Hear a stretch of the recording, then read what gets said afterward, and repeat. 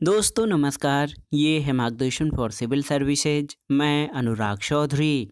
दोस्तों घटना चक्र सामान्य अध्ययन पूर्वावलोकन श्रृंखला में प्रस्तुत है सामान्य विज्ञान से संबंधित महत्वपूर्ण प्रश्नों का रिवीजन जो विभिन्न प्रतियोगी परीक्षाओं के प्रीवियस ईयर्स में पूछे गए हैं। इस वीडियो में हम जीव विज्ञान के महत्वपूर्ण टॉपिक पादप कार्यकी के अंतर्गत प्रकाश संश्लेषण से संबंधित सभी महत्वपूर्ण प्रश्नों को कवर करेंगे जो आपके आगामी परीक्षाओं के लिए बहुत ही महत्वपूर्ण हैं।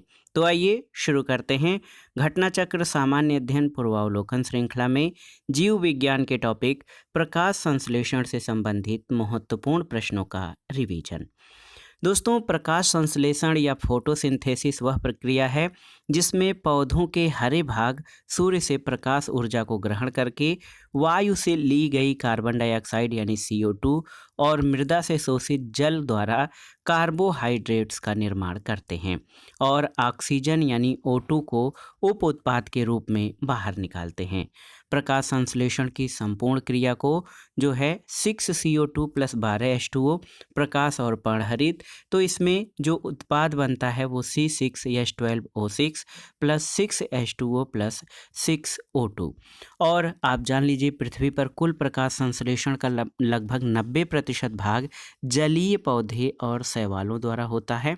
इसमें 80 से 85% भाग समुद्र में मुख्यतः शैवालों द्वारा, शेष 5 से 10% भाग नदी तालाब आदि में होता है। और पौधों की प्रकाश संश्लेषण की क्रिया से उत्पन्न समस्त ऑक्सीजन जल से प्राप्त होती है। तो दोस्तों साधारण रूप में कहा जाए कि प्रकाश संश्लेषण की क्रिया द्वारा पौधे अपना भोजन या भोज्य पदार्थ का निर्माण करते हैं। और आप जान लीजिए इस क्रिया में पौधे प्राकृतिक रूप में सूर्य के प्रकाश से ऊर्जा ग्रहण करते हैं, लेकिन समुद्री शैवाल चंद्रमा के प्रकाश में भी ये प्रक्रिया या प्रकाश संश्लेषण क्रिया करते हैं। और विद्युत प्रकाश में भी पौधों में प्रकाश संश्लेषण की क्रिया होती है। एक महत्वपूर्ण तत्व ये है कि प्रकाश संश्लेषण की क्रिया में क्लोरोप्लास्ट नामक कोशिकांग में जो है ये क्रिया संपन्न होती है। क्लोरोप्लास्ट में हरे रंग का वर्णक क्लोरोफिल पाया जाता है और क्लोरोफिल में मैग्नीशियम धातु पाई जाती है। तो अब आइए प्रश्नों पर आ जाते हैं। पहला प्रश्न है निम्नलिखित में से कौन सा क्लोरोफिल का घटक नहीं है? कैल्शियम, कार्बन, मैग्नीशियम, हाइड्रोजन या उपर्युक्त में से कोई नहीं। तो सही उत्तर हो जाएगा कैल्शियम। दोस्तों पर्णहरिम या क्लोरोफिल जो है एक जटिल प्रोटीन युक्त जटिल रासायनिक यौगिक है। यह वर्णक पत्तों के हरे रंग का कारक होता है। मैग्नीशियम क्लोरोफिल का प्रमुख तत्व है। मैग्नीशियम के अतिरिक्त क्लोरोफिल में कार्बन, हाइड्रोजन, नाइट्रोजन और ऑक्सीजन उपस्थित होते हैं। अगला प्रश्न है कि पर्णहरित या क्लोरोफिल में निम्नलिखित में से कौन सा तत्व पाया जाता है? लोहा, तांबा, मैग्नीशियम या मैग्नीज। तो मैग्नीशियम और मैग्नीज में कंफ्यूज मत होइएगा, मैग्नीशियम पाया जाता है क्लोरोफिल में। अगला प्रश्न है क्लोरोफिल में पाया जाता है क्या? तो सही उत्तर है क्लोरोफिल में मैग्नीशियम पाया जाता है। अगला प्रश्न है कि प्रकाश संश्लेषण का उप उत्पाद है क्या? कार्बन डाइऑक्साइड, ऑक्सीजन, ऊर्जा या फिर शर्करा। तो सही उत्तर है ऑक्सीजन। दोस्तों प्रकाश संश्लेषण यानी फोटोसिंथेसिस प्रक्रिया का उप उत्पाद है। दोस्तों प्रकाश संश्लेषण वो क्रिया है जिसमें पौधों के हरे भाग सूर्य से प्रकाश ऊर्जा ग्रहण करके वायु से ली गई कार्बन डाइऑक्साइड और मृदा से शोषित जल द्वारा कार्बोहाइड्रेट या भोजन का निर्माण करते हैं। इसमें ऑक्सीजन उप उत्पाद के रूप में वायुमंडल में निर्मुक्त होती है। अगला प्रश्न है दोस्तों हरे पौधों में प्रकाश संश्लेषण की क्रिया में होता है। ऑप्शन है नाइट्रोजन लेना और ऑक्सीजन छोड़ना, कार्बन डाइऑक्साइड लेना और ऑक्सीजन छोड़ना, ऑक्सीजन लेना और कार्बन डाइऑक्साइड छोड़ना या ऑक्सीजन लेना और नाइट्रोजन छोड़ना। तो सही उत्तर ऑप्शन बी कार्बन डाइऑक्साइड लेना और ऑक्सीजन छोड़ना। ये पौधों के प्रकाश संश्लेषण की प्रक्रिया में जो मुख्य रासायनिक क्रिया होती है वो ये है। अगला प्रश्न है ग्लूकोज का सूत्र क्या है? तो C6H12O6। C6H12O6 ये ग्लूकोज का रासायनिक सूत्र है। दोस्तों ग्लूकोज एक सरल कार्बोहाइड्रेट है। इसका रासायनिक सूत्र C6H12O6 है। ये जल, एसिटिक अम्ल और कई अन्य विलायकों में घुलनशील होता है और स्वाद में मीठा होता है। अगले प्रश्न पर आते हैं, प्रकाश संश्लेषण में पौधों के द्वारा कौन सी गैस उपयोग की जाती है? तो दोस्तों आप जानते हैं कि प्रकाश संश्लेषण में पौधे सूर्य के प्रकाश और पर्णहरित की उपस्थिति में जो कार्बन डाइऑक्साइड है, वातावरण से कार्बन डाइऑक्साइड का उपयोग करके कार्बोहाइड्रेट का निर्माण करते हैं और इस प्रक्रिया में ऑक्सीजन जो है वो उप उत्पाद के रूप में निर्मित होती है। तो आप जान लीजिए कि वनस्पति कोशिकाओं के द्वारा प्रकाशीय ऊर्जा को रासायनिक ऊर्जा में परिवर्तित करने की क्रिया प्रकाश संश्लेषण या फोटोसिंथेसिस कहलाती है।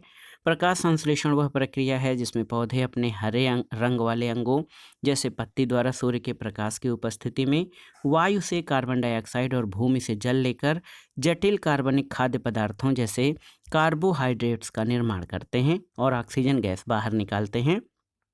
जल, कार्बन डाइऑक्साइड, सूर्य का प्रकाश और क्लोरोफिल प्रकाश संश्लेषण के लिए आवश्यक तत्व हैं। अगला प्रश्न है, प्रकाश संश्लेषण के दौरान हरे पौधे अवशोषित करते हैं क्या? ऑक्सीजन, नाइट्रोजन, कार्बन मोनोऑक्साइड या कार्बन डाइऑक्साइड? तो सही उत्तर है प्रकाश संश्लेषण के दौरान हरे पौधे कार्बन डाइऑक्साइड का अवशोषण करते हैं। अगला प्रश्न है, निम्नलिखित गैसों में से कौन प्रकाश संश्लेषण की क्रिया के लिए आवश्यक है? Carbon monoxide, carbon dioxide, nitrogen या ऑक्सीजन? तो सही उत्तर कार्बन डाइऑक्साइड प्रकाश संश्लेषण की प्रक्रिया में महत्वपूर्ण अवयव है। अगला प्रश्न है, प्रकाश संश्लेषण की प्रक्रिया के लिए किसकी उपस्थिति आवश्यक नहीं है? सूर्य का प्रकाश, ऑक्सीजन, जल या कार्बन डाइऑक्साइड? तो सही उत्तर है ऑक्सीजन। दोस्तों आप जान लीजिए सभी हरे पौधे प्रकाश या सूर्य के प्रकाश की उपस्थिति में जो है क्लोरोफिल की मदद से कार्बन डाइऑक्साइड और जल के उपयोग से कार्बोहाइड्रेट यानी अपना भोजन बनाते हैं और ऑक्सीजन निर्मुक्त होती है। इसमें जो है ऑक्सीजन की या प्रकाश संश्लेषण की प्रक्रिया में ऑक्सीजन की उपस्थिति आवश्यक नहीं है। अगला प्रश्न है, ऑक्सीजन जो प्रकाश संश्लेषण से उत्पन्न होती है आती है कहाँ से? जल से, कार्बन डाइऑक्साइड से, क्लोरोफिल से या फास्फोगिलोसेरिक एसिड से? तो सही उत्तर क्या हो जाएगा? जल से। दोस्तों पौधों की जो प्रकाश संश्लेषण की क्रिया होती है वहाँ से निकली समस्त ऑक्सीजन जल से प्राप्त होती है। अगला प्रश्न है, पौधों द्वारा ली गई विकिरण ऊर्जा निम्न परिणाम देती है। जल का प्रकाश अपघटन, क्लोरोफिल का ऑक्सीकरण, ऑक्सीजन का अपचयन या कार्बन डाइऑक्साइड का ऑक्सीकरण? तो सही उत्तर है जल का प्रकाश अपघटन। दोस्तों पौधों द्वारा ली गई विकिरण ऊर्जा या रेडिएंट एनर्जी का परिणाम जल का प्रकाशीय अपघटन या फोटोलिसिस ऑफ वाटर होता है, जिसमें जल के अणु टूटकर हाइड्रोजन और ऑक्सीजन गैस बनाते हैं। इसमें हाइड्रोजन आयन इलेक्ट्रॉन वाहक का कार्य करता है और जल का प्रकाशीय अपघटन प्रकाश कर्म में संपन्न होता है। अगला प्रश्न है, पृथ्वी पर अधिकांश ऑक्सीजन उत्पादित होती है कहाँ से? घास से, शैवालों से, वृक्षों से या धान के खेतों से? आपको बताना है। तो सही उत्तर क्या हो जाएगा? दोस्तों पृथ्वी पे जो अधिकांश ऑक्सीजन है वो शैवालों से लगभग 90% भाग इसका जलीय पौधों और शैवालों द्वारा ये उत्पन्न होता है। इसमें लगभग 80 से 85% भाग समुद्र में मुख्यतः शैवालों के द्वारा, शेष 5 से 10% भाग नदी, तालाब आदि में होता है और हरे पौधों द्वारा प्रकाश संश्लेषण की क्रिया में कार्बन डाइऑक्साइड का अवशोषण और कार्बोहाइड्रेट तथा ऑक्सीजन का उत्पादन होता है। अगला प्रश्न है, प्रकाश संश्लेषण होता है रात्रि में, दिन और रात्रि में, दिन में अथवा रात्रि में, केवल दिन में? तो सही उत्तर है प्रकाश संश्लेषण दिन में अथवा रात्रि में होता है। दोस्तों, प्रकाश संश्लेषण या फोटोसिंथेसिस हरे पौधों में होने वाली एक क्रिया है जिसमें वे अपने भोजन का निर्माण करते हैं। इस क्रिया में प्रकाश ही ऊर्जा प्रदान करता है। प्राकृतिक रूप से पौधे सूर्य के प्रकाश से ही ऊर्जा ग्रहण करते हैं, लेकिन समुद्री शैवाल चंद्रमा के प्रकाश में ये क्रिया करते हैं और विद्युत प्रकाश में भी पौधों में प्रकाश संश्लेषण की क्रिया होती है। अगला प्रश्न है, पौधों और पेड़ का खाना तैयार करने की प्रक्रिया कहलाती है क्या? ऑप्शन है, देखिए, कार्बोहाइड्रोलिसिस, मेटाबॉलिक सिंथेसिस, फोटोसिंथेटाइजेशन या फोटोसिंथेसिस। तो सही उत्तर है पौधे और पेड़ का खाना तैयार करने की प्रक्रिया फोटोसिंथेसिस या प्रकाश संश्लेषण कहलाता है। अगला प्रश्न है, वह क्रिया जिसके द्वारा पौधे अपना भोजन तैयार करते हैं वो क्या कहलाता है? तो सही उत्तर है प्रकाश संश्लेषण, ऑप्शन सी।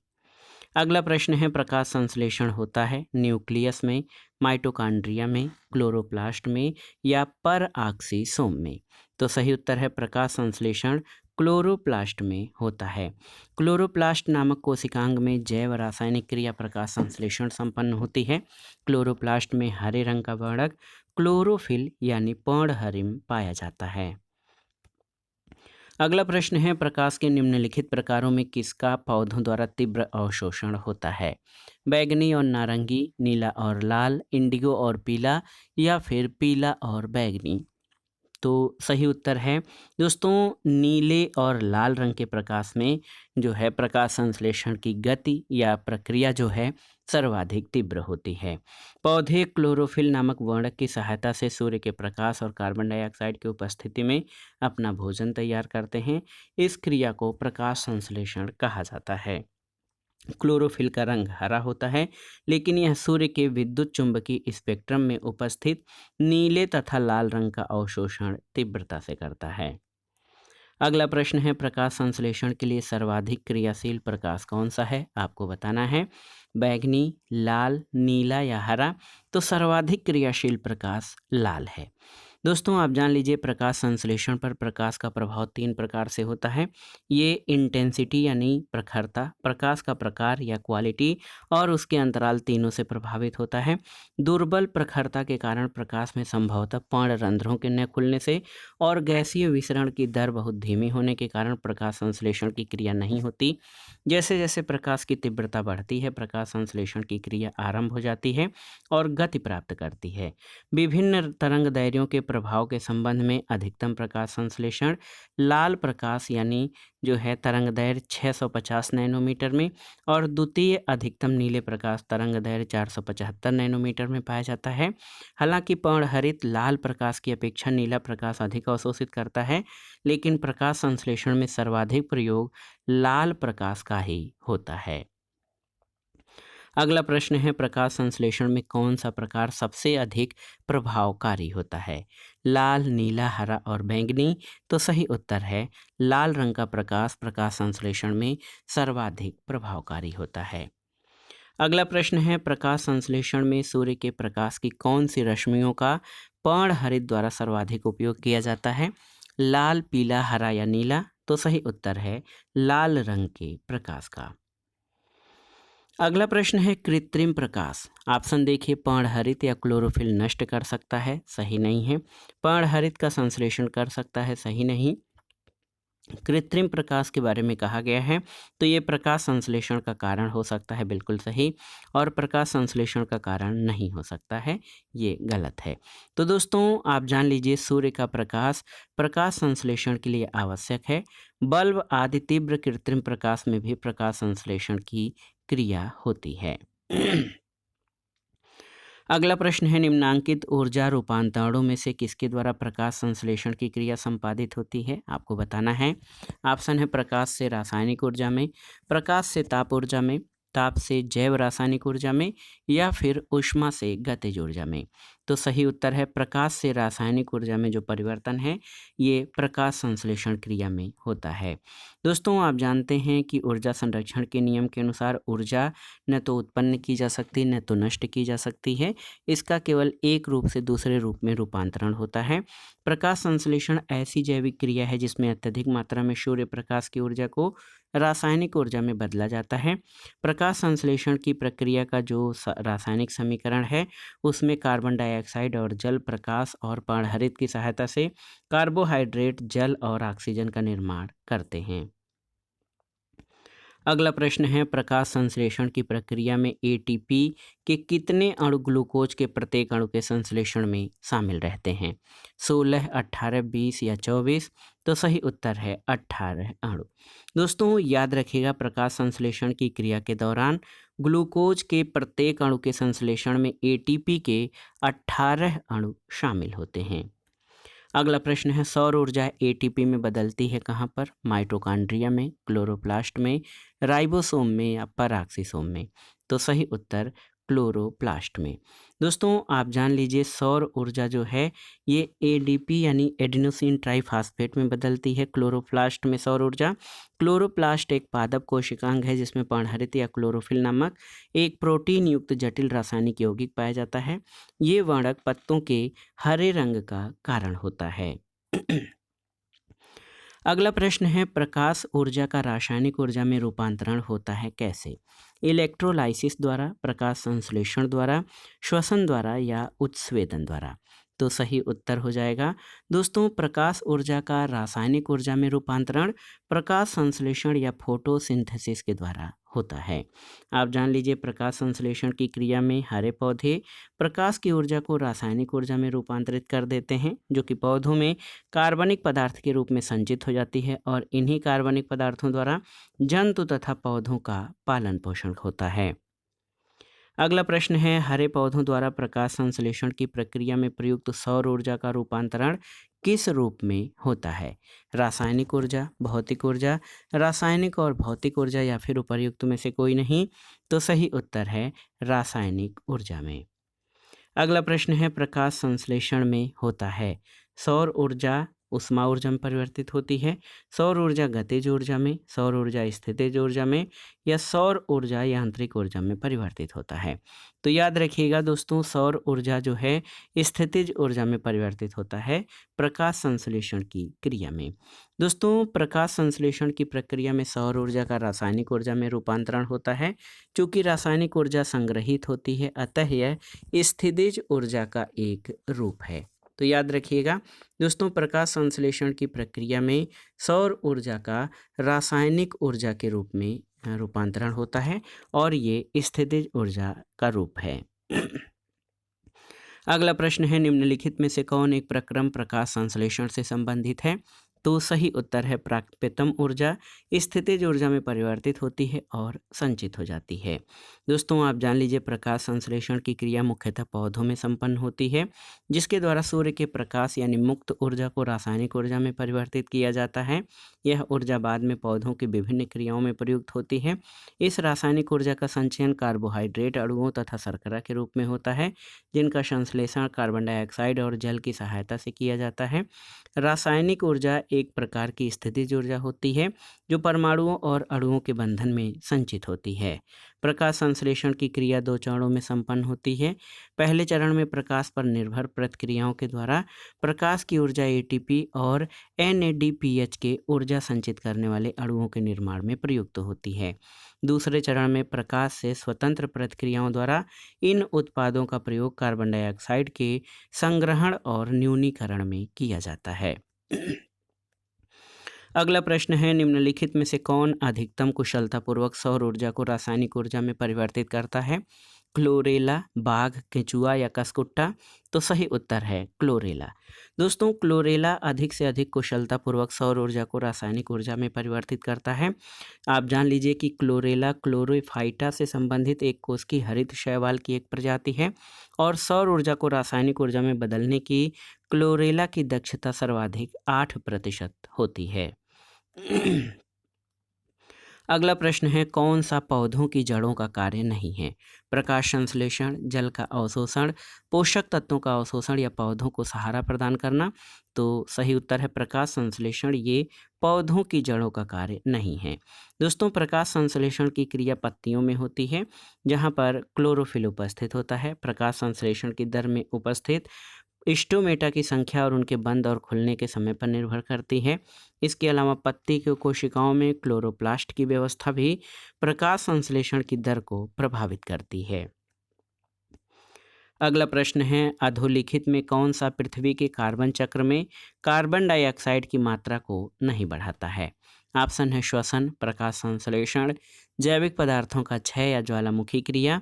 तो सही उत्तर है प्रकाश संश्लेषण। दोस्तों, वायुमंडल में कार्बन डाइऑक्साइड गैस श्वसन, दहन, किण्वन, विघटन आदि क्रियाओं के द्वारा मुक्त होती है। स्थलीय पौधे इसे सीधे ही वायु से ग्रहण कर लेते हैं।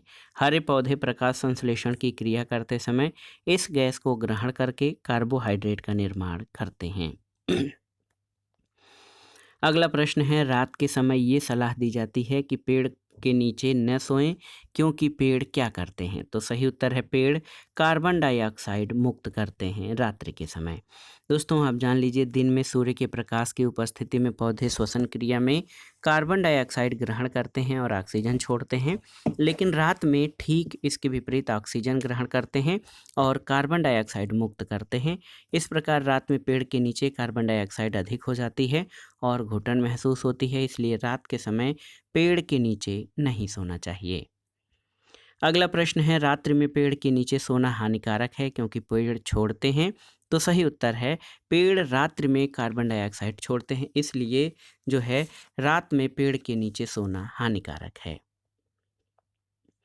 अगला प्रश्न है और इस वीडियो का आखिरी प्रश्न कि सूर्य के प्रकाश के अदृश्य भाग से प्रकाश संश्लेषण किया जाता है कुछ वृक्षों द्वारा, कवक द्वारा, बैक्टीरिया द्वारा या फफूंद के द्वारा। तो सही उत्तर है सूर्य के प्रकाश के अदृश्य भाग से प्रकाश संश्लेषण बैक्टीरिया द्वारा किया जाता है। दोस्तों, गहरे समुद्र में सतह से 400 से 8000 फीट तक की गहराई में पाए जाने वाले जीवाणु जैसे ग्रीन सल्फर बैक्टीरिया और रक्त विकिरण के प्रयोग द्वारा प्रकाश संश्लेषण करके ऊर्जा उत्पन्न करते हैं।